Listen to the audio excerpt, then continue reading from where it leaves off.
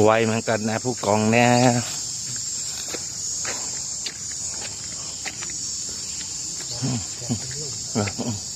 เอาขนาดนี้ก่อนโอ้ได้แกะกวางแกะไก่ให้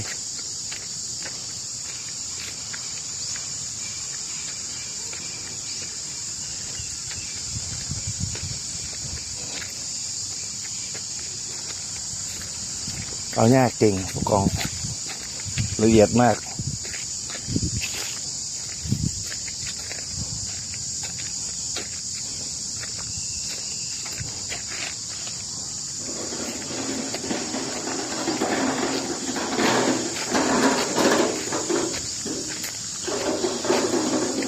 ท่านเน้นเห็นน้อยนี่เขามาจ้างท่านเน้นเห็นน้อยนี่มาจ้างมาจ้างเอา